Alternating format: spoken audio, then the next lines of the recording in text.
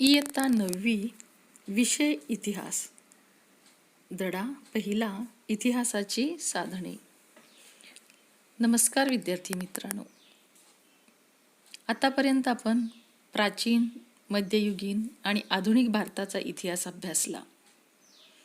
पण यावर्षी आपणास स्वातंत्र्योत्तर कालखंडातील भारताचा इतिहास अभ्यासायचा आहे. आधुनिक काळातील इतिहासाची साधने प्राचीन व मध्ययुगीन साधनांपेक्षा वेगळी आहेत.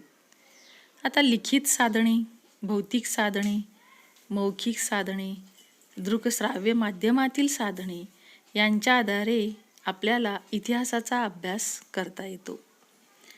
तर आधुनिक काळामध्ये आपणास प्रादेशिक, राज्यस्तरीय, राष्ट्रीय आणि आंतरराष्ट्रीय पातळीवरील साधनांची दखल घ्यावी लागते आणि त्याद्वारे या साधनांच्या मदतीने आपणास इतिहासाचे लेखन सुद्धा करता येते. त्यातला पहिला मुद्दा पाहूया, लिखित साधने. तर खालील साधनांचा लिखित साधनांमध्ये समावेश होतो. त्यापैकी एक आहे वृत्तपत्रे, नियतकालिके, रोजनिशी, ग्रंथ, पत्रव्यवहार, अभिलेखागारातील कागदपत्रे, सरकारी गॅझेट, टपाल तिकिटे आणि कोश वाङ्मय. तर मुलांनो, पहिल्यांदा आपण लिखित साधनांपैकी वृत्तपत्र हे पाहूया.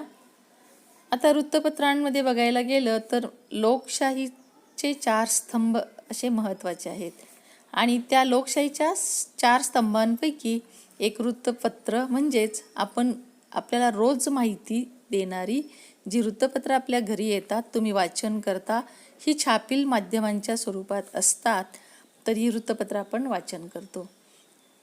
मग ह्याच्यामध्ये शासन, प्रशासन, न्यायव्यवस्था आणि पत्रकारिता ही 4 स्तंभ आहेत आणि त्यातली पत्रकारिता म्हणजेच कुठलं, वृत्तपत्र.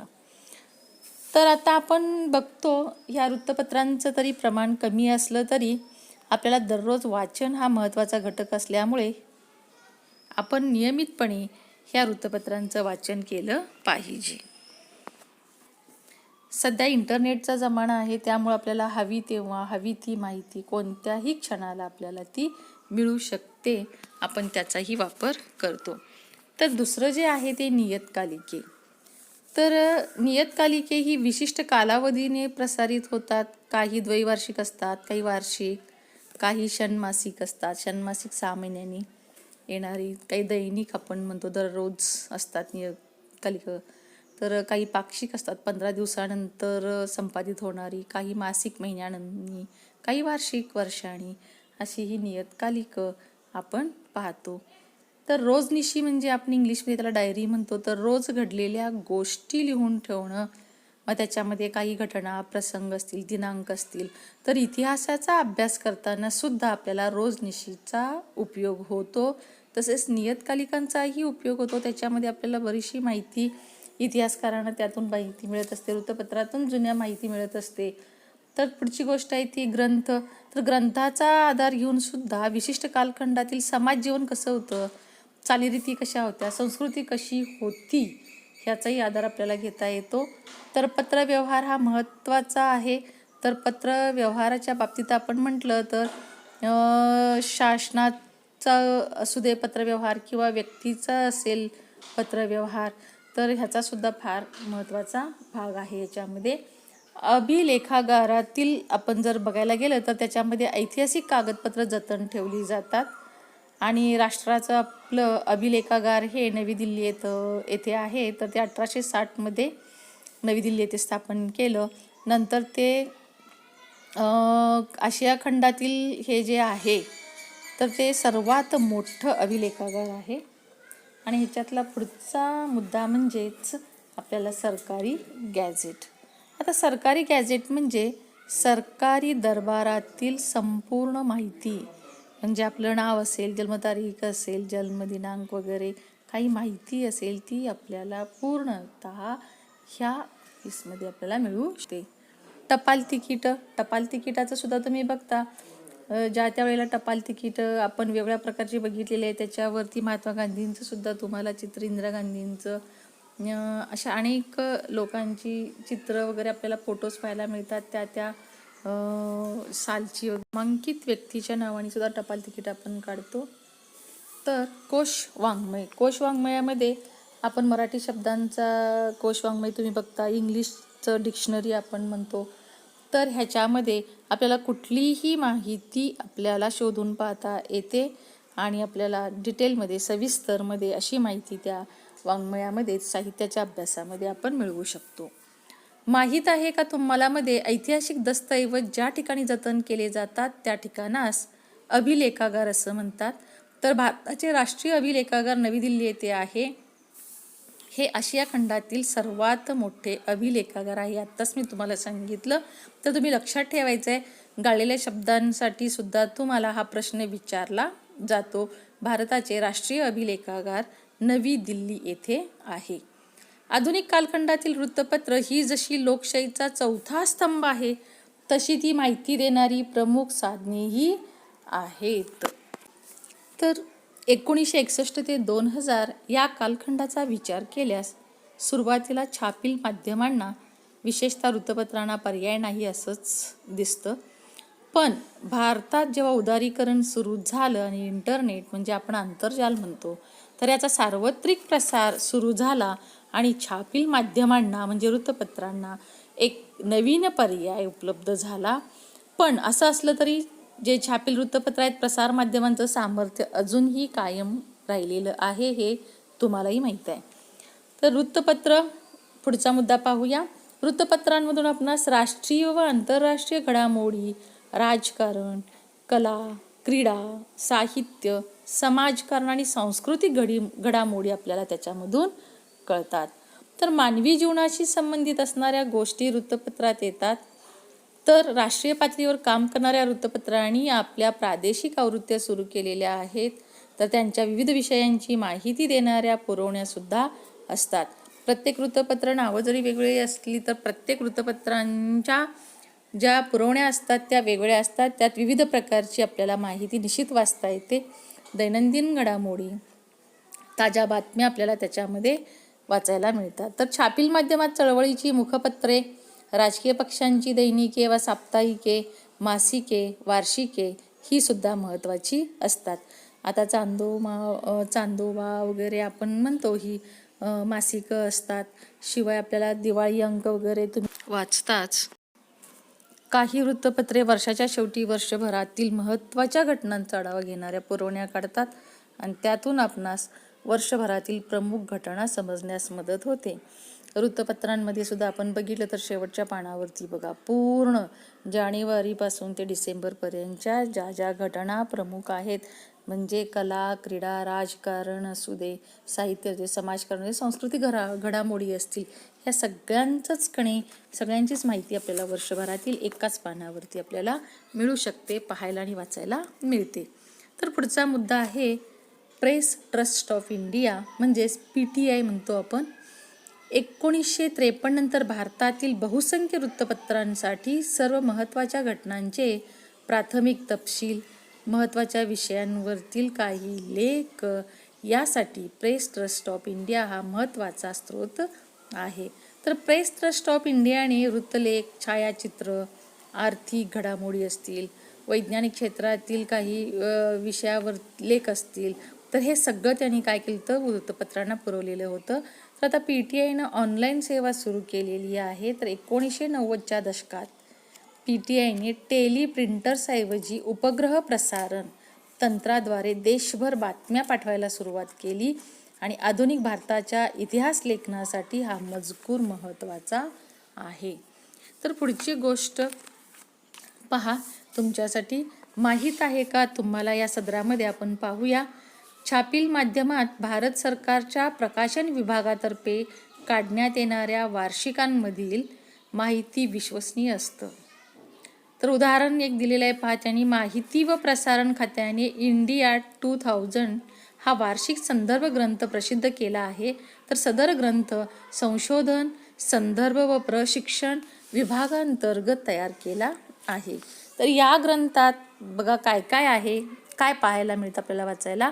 भूमी, लोक, राष्ट्रीय प्रतीके, राजकीय व्यवस्था, संरक्षण, शिक्षण, सांस्कृतिक घटना, विज्ञान व तंत्रज्ञानातील घडामोडी, पर्यावरण, आरोग्य व कुटुंब कल्याण, समाज कल्याण, प्रसार माध्यमे, मूलभूत आर्थिक माहिती, अर्थपुरवठा, नियोजन, कृषी, जलसंधारण, ग्रामीण विकास, अन्न व नागरी पुरवठा, ऊर्जा, उद्योग, व्यापार, वाहतूक, संदेशवहन, श्रम, गृहयोजना, न्याय व विधी, युवा व क्रीडा विभाग इत्यादी क्षेत्रामधील घटनांचा आढावा, सर्वसाधारण उपयुक्त माहिती यांचा समावेश या अंतर्गत केलेला आहे. तर अशा माहितीच्या आधारे आपणास इतिहास लिहिणे शक्य होते. आपल्याला खालील वेबसाईटवर पाहता येईल www.publicationsdivision.nic.in यावरती आपण ती माहिती बघू शकतो. तर पुढचा मुद्दा आहे टपाल तिकिटे. टपाल तिकिटे स्वतः काहीही बोलत नसली तरी इतिहासकार त्यांना बोलके करतो. भारत स्वतंत्र झाल्यापासून ते आजतागायत टपाल तिकिटांमध्ये विविध बदल घडून आलेले आहेत.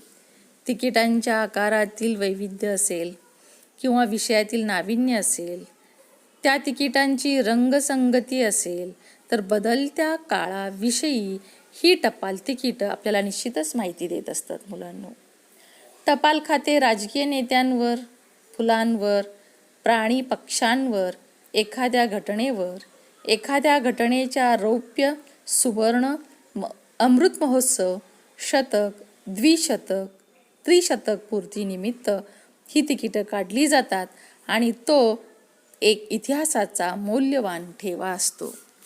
तर आपण ह्याच्याविषयी आणखीन एक माहिती पाहूया. तुम्हाला माहीत आहे का तुम्हाला या सदरात 1977 मध्ये भारत सरकारने जाल कूपर हे टपाल तिकीट प्रसिद्ध केले. जाल कूपर हे टपाल तिकीट या विषयातले जागतिक पातळीवरचे अभ्यासक होते.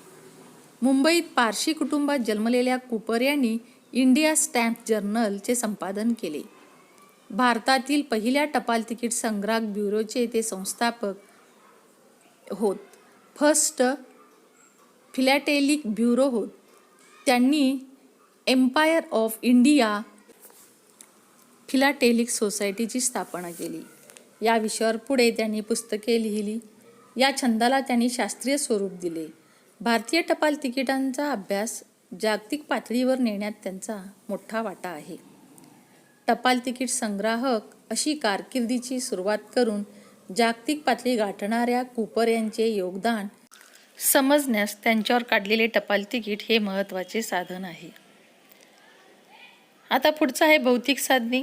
खाली दिलेल्या साधनांचा समावेश भौतिक साधनात होतो. त्याच्यामध्ये नाणी आहेत.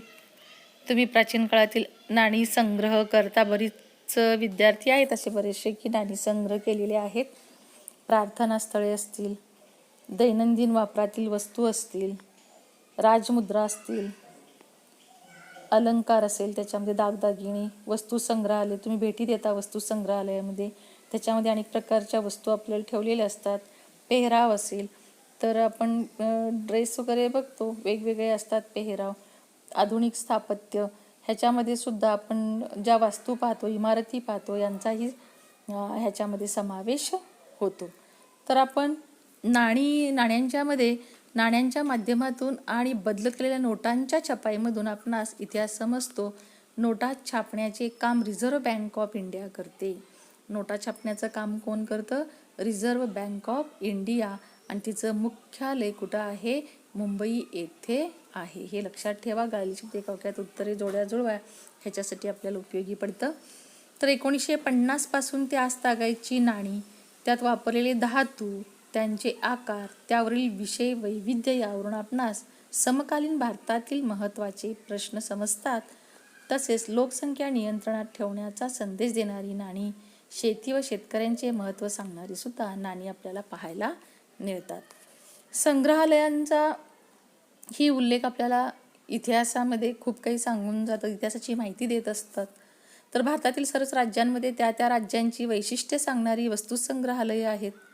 कारण आपणास इतिहास समजण्यास मदत होतेच. तर उदाहरणार्थ मुंबई येथील छत्रपती शिवाजी महाराज वस्तू संग्रहालय आहे. रिझर्व्ह बँकेचे पुणे शहरातील संग्रहालय आहे. सरकारी संग्रहालयाखेरीज काही संग्राहक स्वतःची काही संग्रहालये उभारतात. ती अत्यंत वैशिष्ट्यपूर्ण असतात.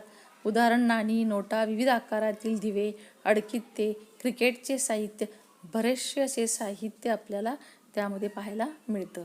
तर पुढचा मुद्दा आहे मौखिक साधने. या साधनांमध्ये लोककथा, लोकगीते, म्हणी, ओव्या इत्यादींचा समावेश होतो. उदाहरण बघायला गेलं तर संयुक्त महाराष्ट्र चळवळीत लोकशाहीर अण्णाभाऊ साठे, शाहीराम अरशे यांच्या पोवाड्यातून कार्यकर्त्यांना प्रेरणा मिळत गेली. तर हे मौखिक साधनच आहे. दृकश्राव्य साधनं याच्यामध्ये दूरदर्शन, चित्रपट, आंतरजाल इत्यादी साधनांना दृकश्राव्य साधनं असे आपण म्हणतो.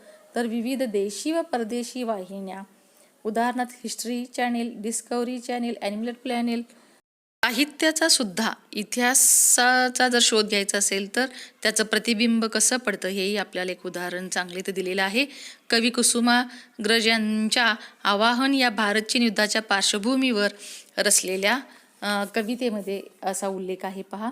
बर्फाचे तट पेटूनी उठले, सदन शिवाचे कोसळते, रक्त आपुल्या प्रिय आईचे शुभ्र हिमावर ओघळते. असुरांचे पदभ्रष्ट लागुणी आज सतीचे पुण्यमळे, अशा घडीला कोण करंटा तटस्थेने दूर खळे.